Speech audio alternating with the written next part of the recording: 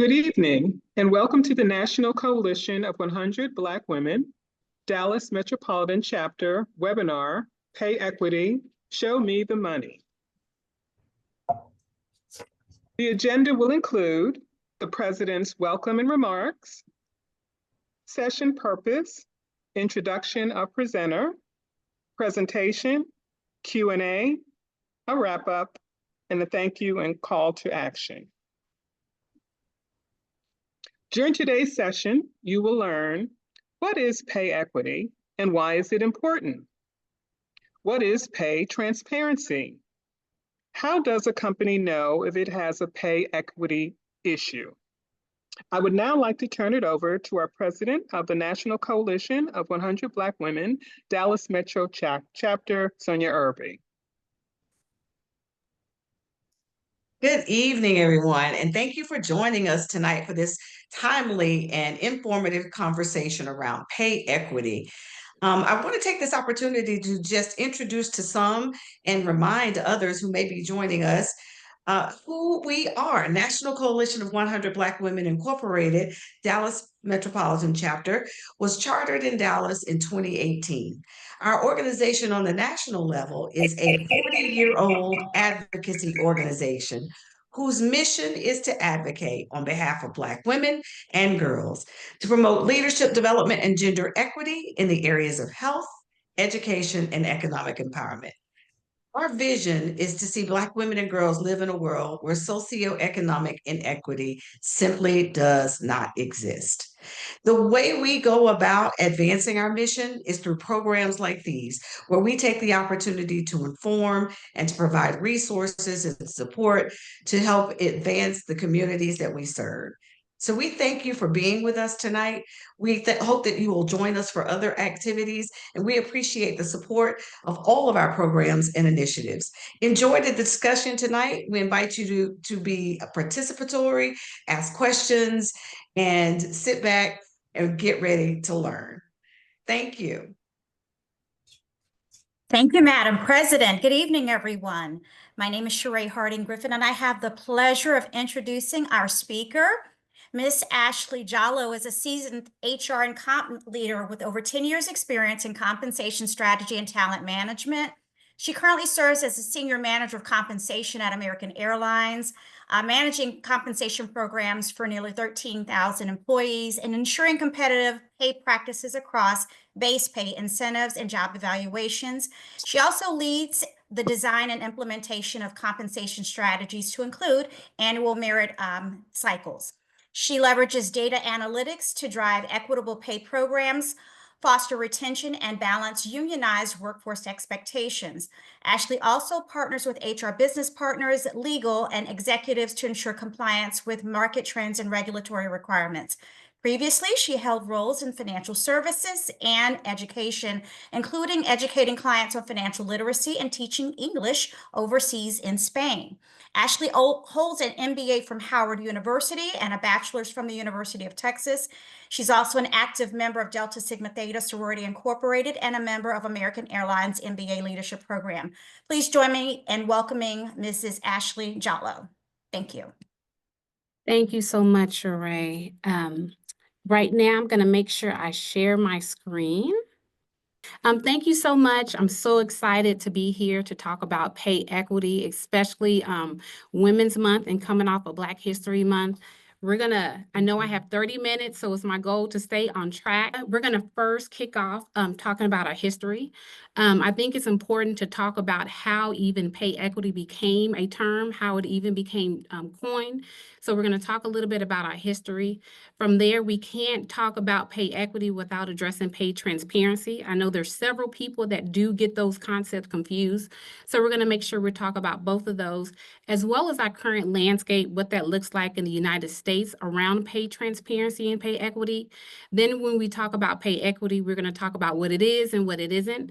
And then lastly, we're going to end off with wage negotiation. We can't talk about pay equity without addressing what it looks like to ensure you're at a competitive place from a pay perspective, what it looks like to be prepared for a job offer. So we're going to talk about wage negotiation.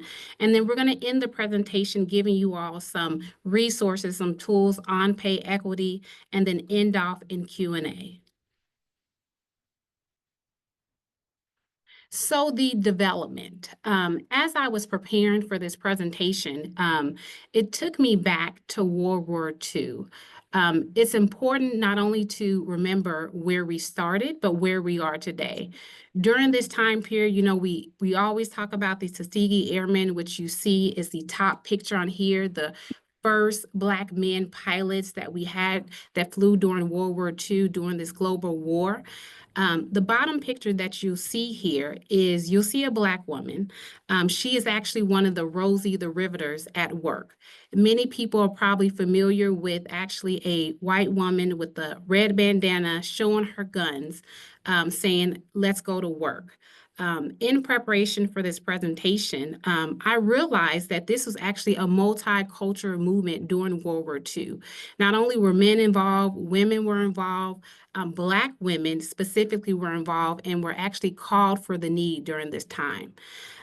One of the things about World War II, which had a lot of advancement on pay equity, this was one of the first time that women had a chance to work. Black women specifically, we took on roles traditionally filled by men, as you can see on the slide, whether it was lumber, steel mills, unloading freight, working on aircraft. But this also gave us the opportunity to have a voice, drive power back in the Black community. We drove millions of dollars. And these same women actually helped spearhead the civil rights movement. So that actually takes us to our next slide. The Equal Pay Act, which passed in the 1963. During this time period, women were working.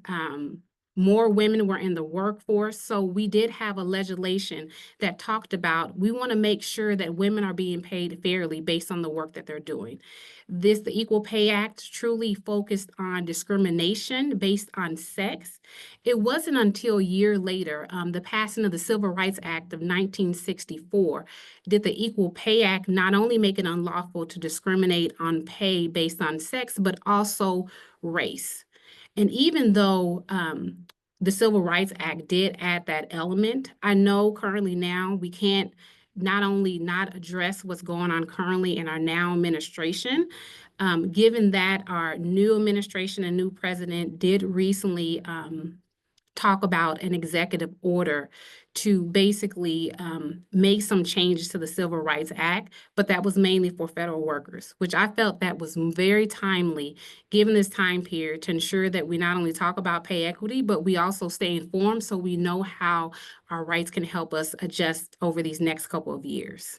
So before we go straight into pay transparency, does anyone have any idea of what pay transparency is, or even what are some elements of pay transparency that different employers or companies that are making sure that they're putting into place now?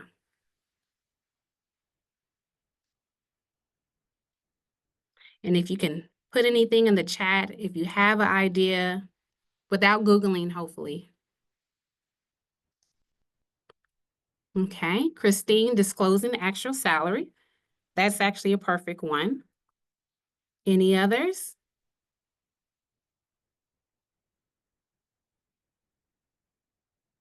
Salary range, perfect. And that is actually one of the key things around pay transparency.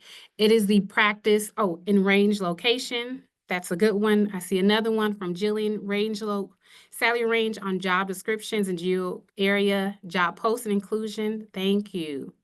This is actually perfect because pay transparency actually refers to the practice of openly sharing information about employee compensation within an organization. It actually forces organization to be transparent around pay, ensuring that the employees or the candidates can make better decisions around pay. So many of you already listed some of these things. It's around revealing salary ranges for certain positions, whether it's internally or externally of jobs that you're applying for. It's about disclosing individual pay rates that could be your rate of pay for the position that you're in based on tenure, based on years of service. It could also include showing any pay structure or pay policy on the company website. Keep in mind with pay transparency, this is a practice of openly sharing pay information to team members, candidates, and allowing them to make more informed decisions around careers, around their pay, which is how this got into place actually in 2018. So as you can see here on the slide, I have a map around the pay transparency laws. There are several states and localities within the US that actually have in place pay transparency laws. So from the chart here, you'll see in the royal blue, there are the current locations that have local laws. For the royal blue and navy dots, those are the places that have both state and local laws. And the places that actually have state laws is highlighted in purple here. And then in pink right here on the map, those are currently pending laws that are in place for 2025. One thing that you will notice is slithering right in the middle and gray, those are all the places currently in the US that don't have any pay transparency laws, which you'll see Texas is highlighted there. I'm pretty sure you all are not that surprised with Texas being such a conservative state, as opposed to some of our more liberal states like California and Colorado that is basically leading the charge, whether statewide or local wide. And again, on top of salary ranges, pay information, pay policies, a lot of pay transparency laws will prohibit employers from asking job candidates about their pay history or basing job offers off of that history. I did find this very interesting when everything started to kick off around pay transparency laws, because as a compensation professional, it's really important where the hiring manager or the recruiter comes to us and say, hey, Ashley, we want to put together a competitive pay offer for this individual, their top talent. We're trying to recruit them from one of our competitors. Typically, we want to know what the salary is so we can make sure we put together an amazing offer that'll make them leave their current employer and come to American Airlines. But as research has shown, a lot of times when going through this process, the hiring manager will ask a candidate about their salary, like, hey, what are you currently making? And they may say 70,000, but the market or their current team members are currently making 90. But instead of offering that team member, that candidate 90,000, they may offer them 75 or 80,000, which actually continues to increase the pay gap that we're seeing here. So a lot of pay transparency laws, whether state or local, will prohibit whether the hiring manager, the recruiter, from asking job candidates about their pay to prevent those type of things from happening. Another thing that pay transparency laws would do is that it will require, again, for the employers to post or either post upon request salary range for specific positions within their company. Keep in mind those state and local areas that have this information is you'll typically see this whether on LinkedIn, Glassdoor, you see it on a job description.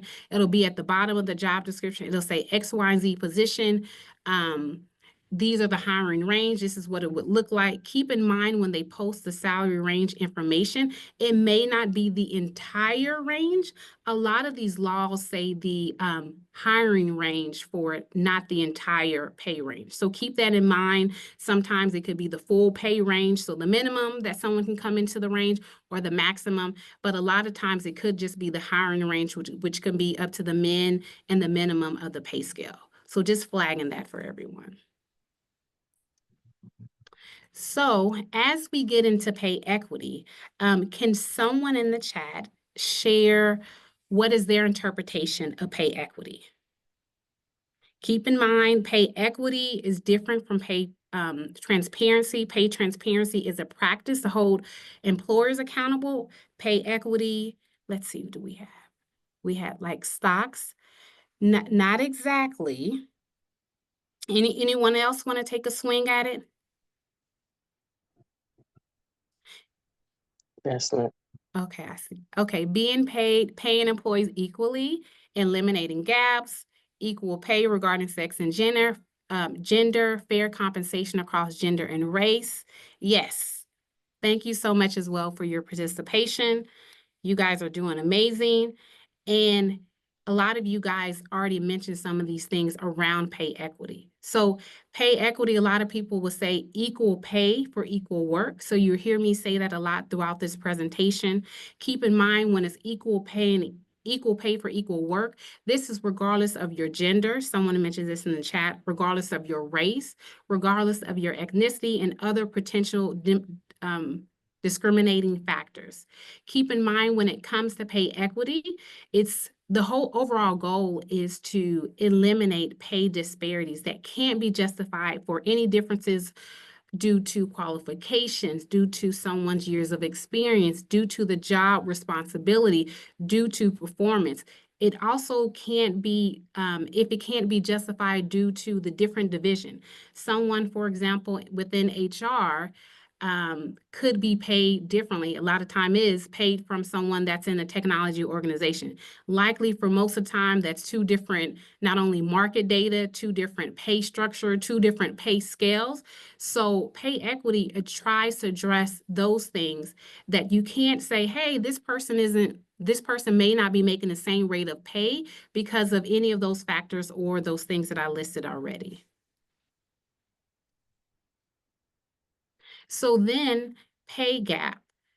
Someone actually mentioned this within the chat. So your pay gap is the difference in pay between two groups of people of different identities. So a lot of times when we talk about pay equity, people talk about the difference in pay between men and women. So whenever you talk about a pay gap, keep in mind it's a difference in pay between two groups of people of different identities. There's two ways of actually measuring a wage disparity. It could be uncontrolled pay gap or controlled pay gap. These are two separate ways of actually measuring the pay gap.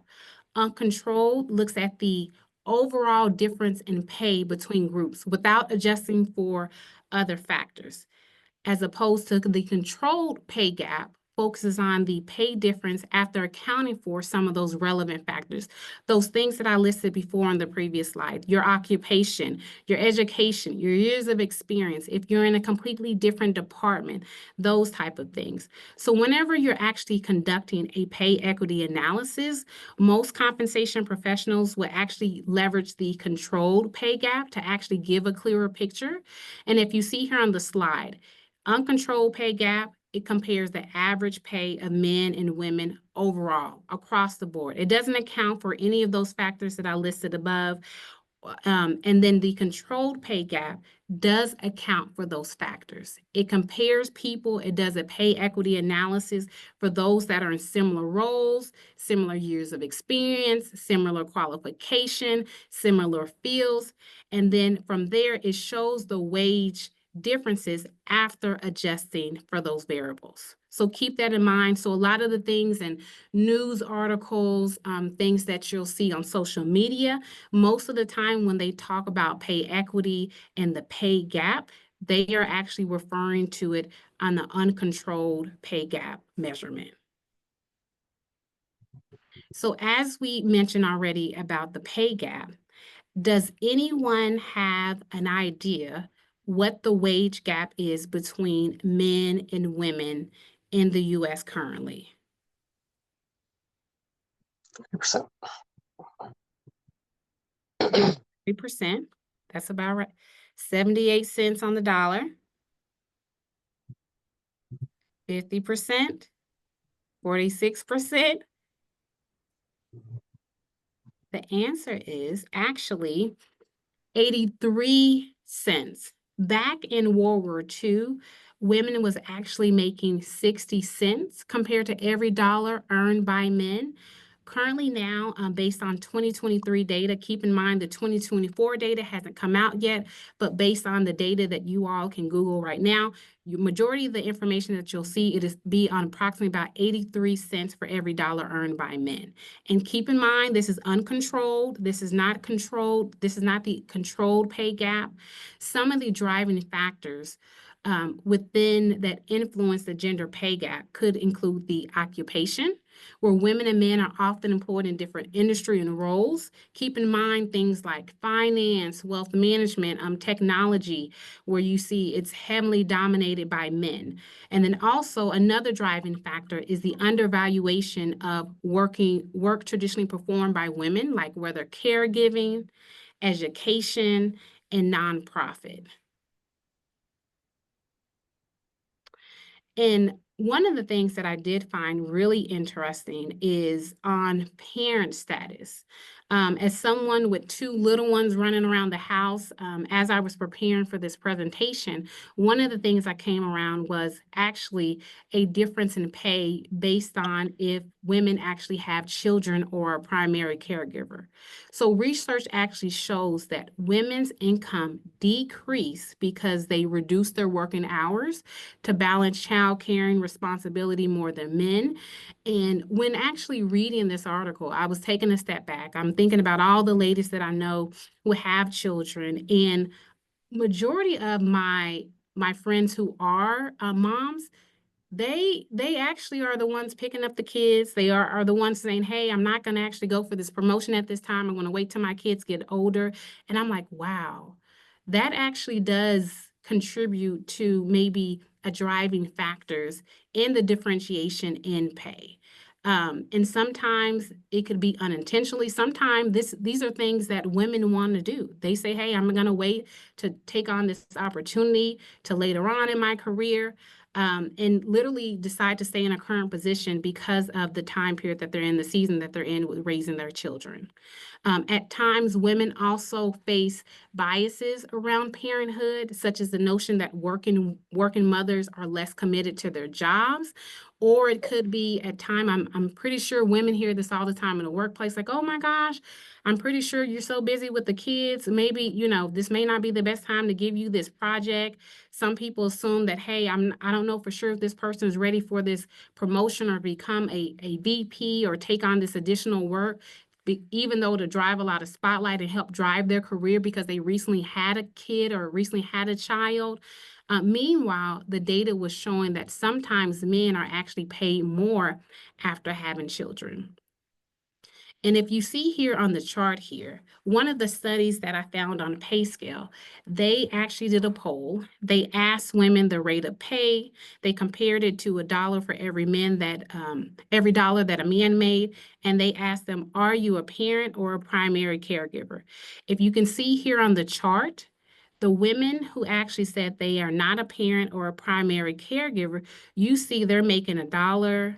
That is actually for the controlled. The uncontrolled is 80 cents. So you actually see more pay parity for women who actually aren't a primary caregiver or who aren't a parent versus the data that shows here for women that are parents or a primary caregiver. And one of the things that I also found very interesting is that if you look at the data, which splits it out for controlled and uncontrolled, the data for the controlled, you actually see more pay parity compared to men that are in the same field, same industry, which actually was one thing that's positive. But across the board, I did find this information interesting. And so it just makes you think about some of the things that women have to deal with, not only in the workplace, but also some of the biases that come with just having children.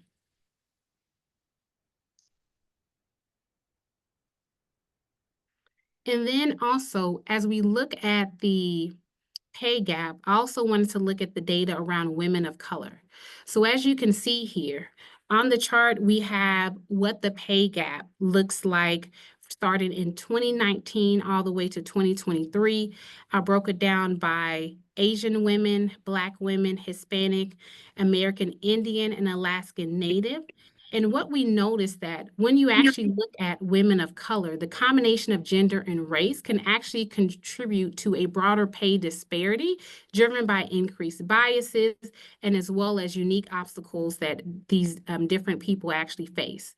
Since 2019, when looking at the gender pay gap and how it's closed and the movement of pay for women in these different groups, we saw Asian women, their pay gap closed by 1 cent. Black women was by 5 cents. Hispanic women was 4 cents. American Indian and Alaska Native was by 5 cents. Some of the contributing factors was the greater span or opportunity to cover in pay due to historically being low.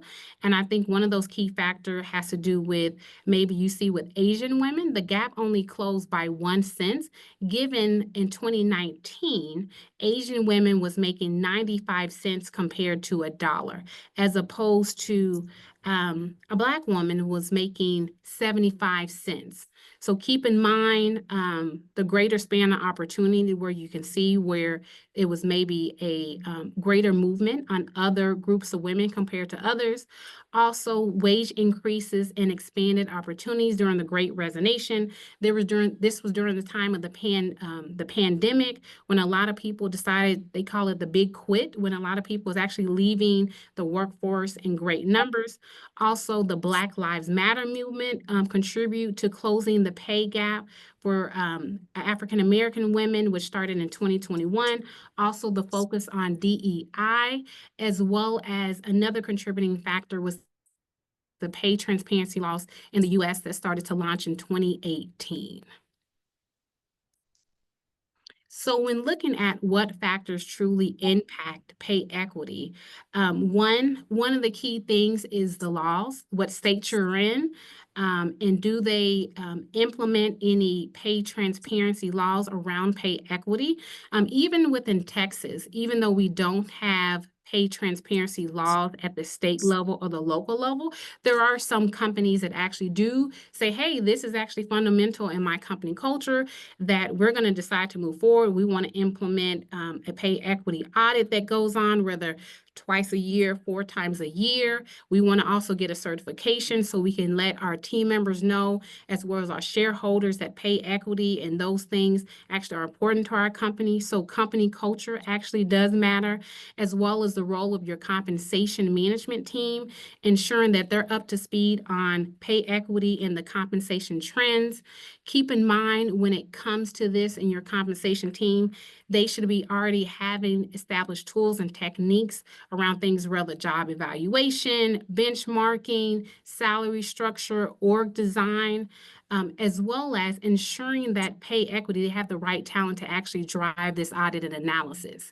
Because whenever you do a pay equity analysis, this is truly a statistical analysis. In most organizations, we either have certain individuals outside of the standard comp professional to run these type of analysis. They might actually hire an outside vendor to run these analyses. And even when you conduct a pay equity analysis, it's truly a 5-step process. One, you have your data. All comp professionals have data around pay, employee number, job title, and things like that. But in order to get data around gender, race, years of experience, you have to work with your HRS team as well as your recruiting team to run the analysis, the job categorization. So it could be based on the division, the line of work, running clearly a statistical analysis, and then step 4, identifying pay gaps. And whenever you do the identify pay gap, this is when typically the compensation professionals will work with HR as well as the hiring manager to say, hey, we ran a pay equity analysis, and these are some of the things that popped. Can you address or can you explain some of these pay gaps? Sometimes you can, if it's due to performance, if it's due to years of experience, and then obviously you need to have an action plan, right? If you identify this, ensuring that you work with your finance team to have a budget to address things around pay equity when running these analyses, whether it's at the enterprise level, the compensation level, or even with the department. So we talked about a lot of things so far in today's presentation. So we talked about pay transparency, the practice of holding employers accountable, of showing pay information so team members and candidates can make informed decisions. We also talked about legal compliance, staying informed on laws around the Equal Pay Act, pay transparency laws. As I mentioned already, there's a couple states already that's talking about pay transparency laws. We talked about pay equity, equal pay for equal work, despite some of those factors that I mentioned early in the presentation. Also, pay gap, and that there's two ways of actually measuring the pay gap, whether controlled or uncontrolled. What it takes to conduct a pay equity analysis, ensuring that employers and several individuals are conducting those on a regular basis and have a way to identify these gaps and have a plan of action. And then as well as the commitment, making continuous improvement around pay equity in practice to continue the dialogue, especially whether it's like joining seminars like we are today, a workshop. It could be reading articles, staying up to date on the news. But lastly, as I wrapped up and talked about the key takeaways, we cannot despite and go on with this presentation without talking about wage negotiation. So whenever you're at a part where you want to negotiate your current rate of pay, this is a 4-step process. You want to make sure you prepare and know your worth. So you want to research the market value, whether on Indeed, Glassdoor. You want to define your goals and also understand your limits. Because when it comes to wage negotiation, you want to do all your research so you know if, hey, I know what this job is worth within the market, whether you hear it on the news and you hear that you're in technology and right now it's 11% increase, but you and your company, you haven't seen that type of rate of pay in the past couple of years. You also want to make sure step 2, choose the right timing and communicate clearly. You want to approach the negotiation at the right time. You want to state your request confidently and also with data and evidence. And then thirdly, you want to listen and be open to compromise, understand the other party's perspective, and be flexible with potential trade-offs. I think that's really important there because anytime you go in a negotiation, I would just automatically be prepared to have some type of trade-off. If you know your number is 90,000 and they offer you right off the top 75,000, I would just go in and say, hey, based off of this and my evidence and what that looks like, I would go with 100, assuming that they're going to go down and that the sweet spot will be 90. So keep that in mind, the potential trade-offs. And then lastly, you want to stay professional and positive. Keep your emotions in check, maintain a respectful tone, and be ready to walk away if necessary. If the number isn't good, or if you've had these conversations with your manager and your leadership, and you've had it several times and no one is making the initiative to make any changes despite some of the conversation, be prepared to walk away if necessary and have a plan B. And then as you're going through the wage negotiation process, you're probably thinking, well, what all the things can I negotiate? One, as everyone knows, you can negotiate your base salary, which I think is key to everything. Your sign-on bonus, most companies are actually really flexible with the sign-in bonus. Most company actually has more flexibility to actually go up on higher on the sign-in bonus versus the base salary.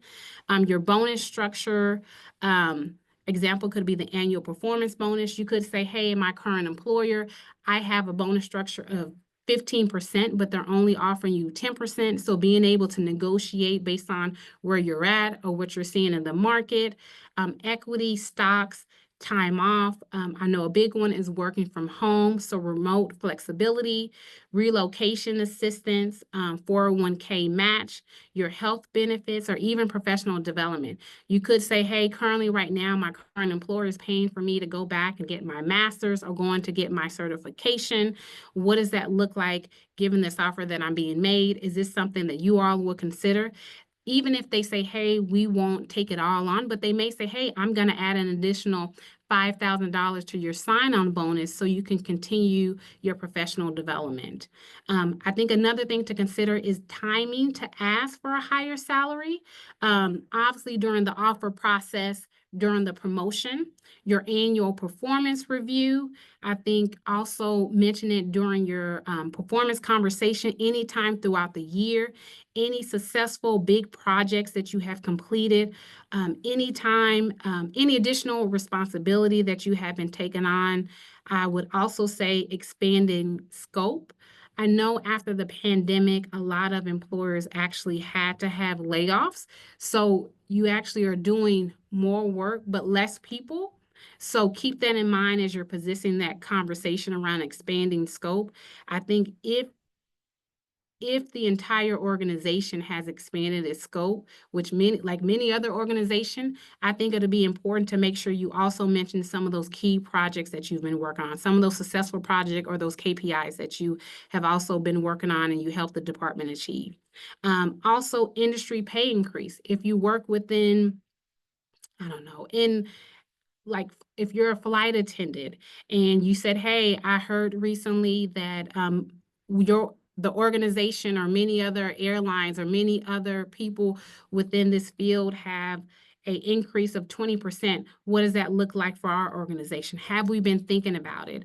I think obviously if you have a job offer, especially if you want to stay at your current employer, I think it's important to say, hey, we've had several conversations of what I'm looking for in my career in this particular job. I actually have an offer from a different employer. This is what it is. This is what they're offering me. I would love to stay currently here. What are the opportunities that I have? What does that look like for next step? And to see if you can actually negotiate a higher pay, more time off once you actually have an offer in your hand. So I know I talked about a lot of things today, given this short period, but I do want to leave you all with some resources. One of the key things that I would consider is the DOL, the Department of Labor, staying up to date here on the Equal Pay Act, things around pay transparency law, pay scale, which I mentioned already in this presentation. They have great resources around pay equity. Glassdoor, as you're thinking about, hey, am I in a competitive place? I don't know what that looks like. I don't know what the average market is offering for someone in my current position. Many team members and people will share their salary, what they're getting in stock, what they're getting on vacation time on Glassdoor. Keep in mind, you want to make sure that you have all the data in front of you when you're going to go forward and ask for a higher salary or negotiate. Also attending any compensation benefits workshops or webinars like SHRM, Word at Work, or HR.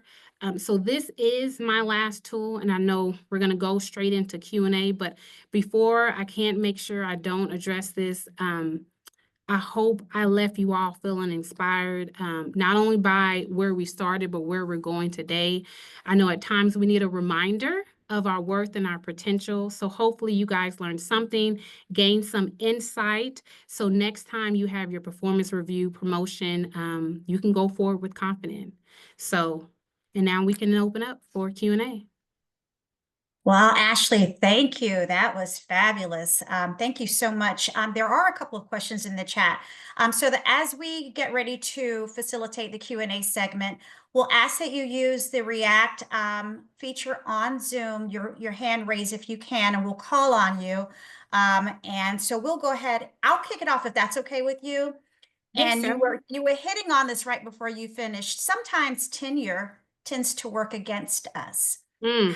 How do we try to advocate for ourselves, possibly in the annual review process, specifically when they're constantly reorging, and so you're doing more work, and they're saving money? How do you bring that to the table and not risk being identified as a squeaky wheel, quite honestly?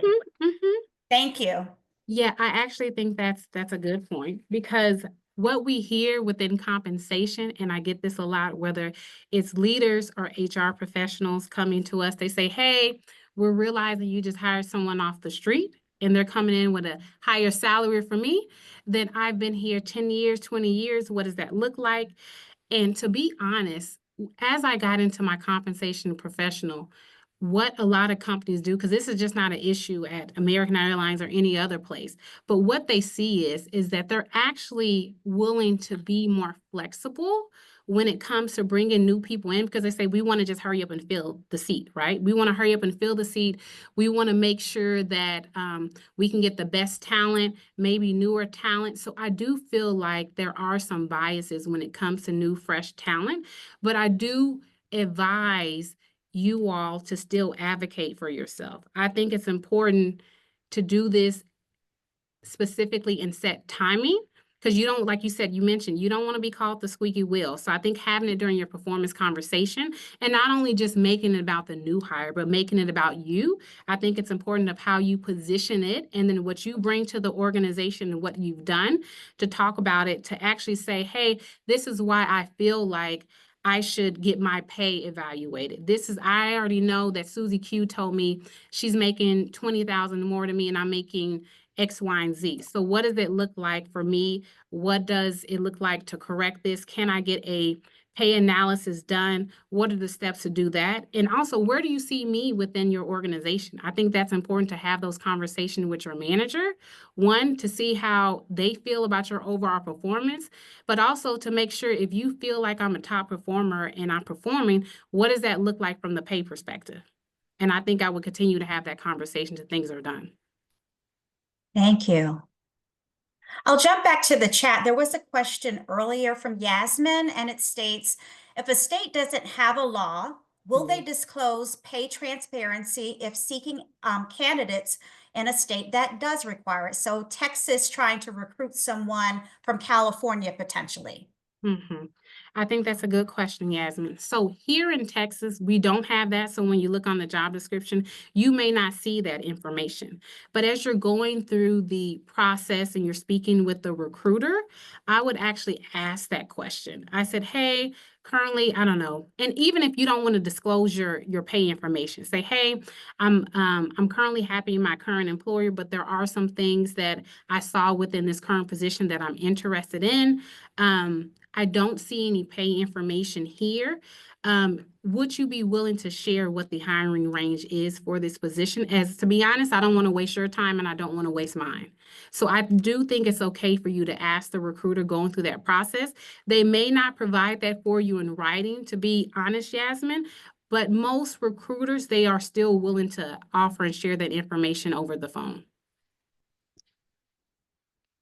Awesome. Any other questions before we jump back to the chat? Okay, there was another one from Jillian, and it states, to clarify, the hiring range isn't always the full range of the salary for the job, like you mentioned. So the hiring range versus the pay range. For example, you get hired at a maximum end, but there's still room to grow with an annual increase contribution. Does that make sense, or are we understanding that correctly? That was from Jillian. Okay, so Jillian, for the hiring range that's typically posted on job description, sometimes it could only show you a portion of the salary range. It won't be the full salary range. But the question about the merit annual increase, most companies, when they go through their merit process, they will actually increase their range either by the budget. So say you're already currently at the max of the range. Most companies, and it kind of depends on where they are financially, they may increase their pay range. Say the budget is the merit budget is 5%, and you're already at the max of the pay scale. So the max of the pay scale will grow 5%, which will either allow you, depending on what your merit increase will be, that you allow to get 5% in your base salary, or it could be paid out once you get to the max of scale in a lump sum. So it just really depends. All right, awesome. Thank you. I'm going to try to blend these other two questions that I see right here together. I don't see any hands raised right at the moment. But if challenging or asking for a pay analysis, even at the right time, does that then put a target on us when it's time for layoffs or reorganizations? That's the reality of many of us that we've experienced in the past. What recommendations do you have, or what kind of things can we watch out for to prevent that? I think that is a good question, but I wouldn't say that you all should shy away from it, because what I noticed in compensation is that many males are not afraid to ask about if their pay is competitive and what that looks like and what steps needs to be done. So I do feel like women and people of color should start advocating for themselves more. You shouldn't be afraid to say, hey, I'm going to have a target on my back. But I think because then that means you're operating in fear and not based off of your experience and what you know you can deliver. So that will be my advice for you, because whenever I get a question within compensation, they say, hey, a team member came to me, it's mostly males. It's mostly males. They say, hey, I want a pay analysis done. I don't feel like I'm competitive. I think I'm going to leave. I'm like, oh, okay. They're like, so Ashley, what does that look like for you and your team to run analysis? And then obviously compensation, we run the analysis, we provide the data, and then the hiring manager and HR makes that decision. So I don't think that you should shy away from that. But I think in order for you to not have a target on your back, or if you don't want to be seen as another question having a squeaky wheel, I think the biggest thing is for you to do when you have these conversations, you have to have your data. You have to say, hey, currently now within, I don't know, what is it, 2020? Within 2024, I've been able to execute and hit all of my goals that I implemented within the system. On top of that, I've led the KPI for our department and increased it by 10%. You have to be able to showcase what you brought to the team, to the enterprise, to the organization, and then you ask for a negotiation, or you ask for consideration around your pay. I think hiring managers, including HR, they're willing to go to bat and to look into things for people that are actually performing.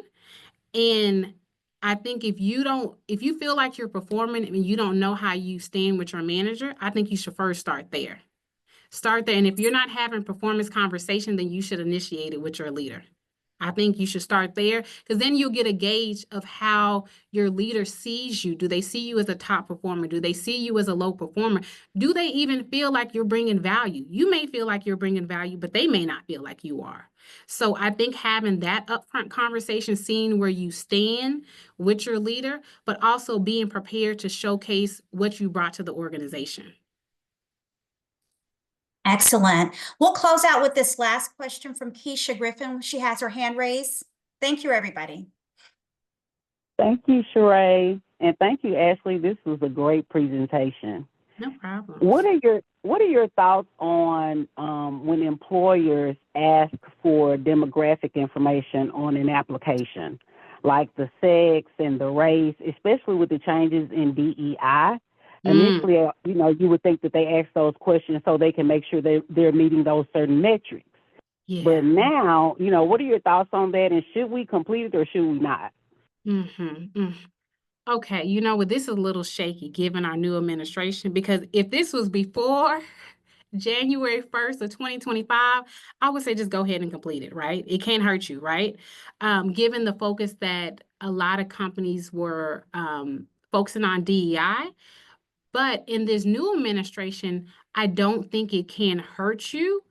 I just don't know if companies are willing to really look at the data like they used to, because now the focus is about merit and not looking at, hey, is this candidate a female? Because we notice that all of our leaders here are male, and we know for sure we want to hire a woman, right? I think that's what DEI did for that. DEI had allowed employers to say, hey, I know we have a gap on our team. Like our entire board of directors, our leaders don't look like the people that we support. We know we have to get somebody that's a female on this table sitting with engineers, because right now it's all males. So what does that look like? And so I'm going to be intentional hiring someone that's qualified, but I am looking for someone that's a woman. So I think now companies are taking a step back, but I don't think it will hurt you by inputting that information. Companies just may not be looking at that information like they used to in the past, given the new administration. It's a great question, Keisha. Absolutely. Thank you again, everyone, for your participation in the chat. Thank you, Keisha. Ashley, this has been awesome. So big round of applause to you. I'm sure we'll be keeping you on speed dial. Carol, I'll turn it back over to you. Thank you. Thank you, everyone. On behalf of President Sonia Irby, First Vice President Keisha Dillard, Lisa McGee, Economic Empowerment Chair, and the entire committee, we sincerely thank Mrs. Jalloh for her informative presentation and for sharing her knowledge and expertise.